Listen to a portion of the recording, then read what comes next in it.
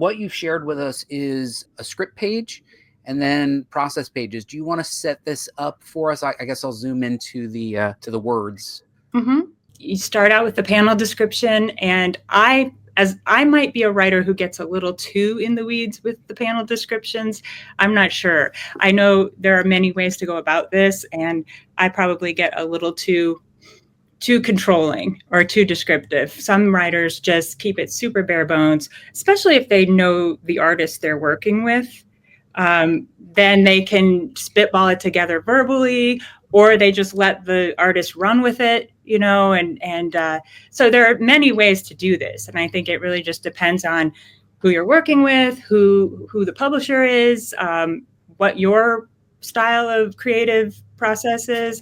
But here's mine, for better or worse. And then you break it down into the captions. And I do, again, this is not unique, but I'm always aware of page turns, right? Like, you have to be aware of those odd number pages and how you leave them, and maybe not every single odd number page is going to be leave you in suspense, but hopefully a lot of them do.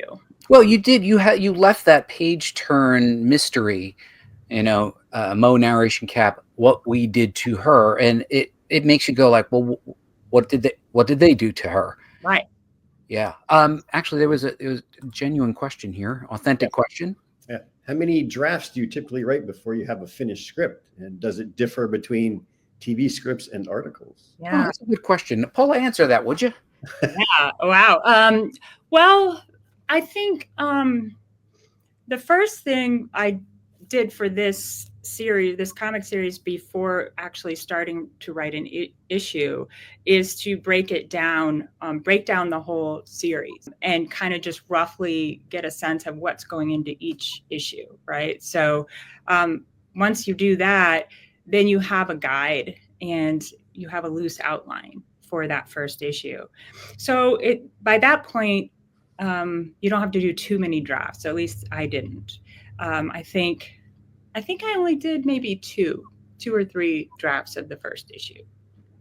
And I think, when you were walking, and this is just me projecting, you tell me if I'm right or wrong. When you walk into Stargirl, you've got an established universe, what everybody looks like, what the worlds look like. I find that when I'm writing a story, the first couple of pages, particularly as I'm setting up the world, are much more descriptive. Maybe by, I don't know how many, there's 3 or 4 issues. Yeah. Mm-hmm. You're starting to then be maybe a little less descriptive in your panels, in your sometimes just trusting the artist more, because now you have this relationship. You know how each other thinks. Is that how that works for you as well? For sure. Yeah. I mean, yeah, issue 1 script is always more descriptive. And also the artist does character designs, right? Mm-hmm. So they take what they know from you, or what they also envision, how they think the character might be dressed, assuming you didn't give all of that, whatever they want to add to it. Sometimes they create most of how a character looks. Again, it all just depends on how the writer works and how the artist works. But yeah, there are character designs, and then once those are set and approved, you don't have to go through as many physical descriptions and things like that in later scripts. One of the things I'd like to call out when I was looking at this, the fact that you've included some reference in there. I do that all the time as well, where I'm like, okay, this is the warehouse. Just draw. You don't have to make it up. And I'm not going to spend 4 paragraphs describing what a warehouse looks like, because it look like so many things. Yeah.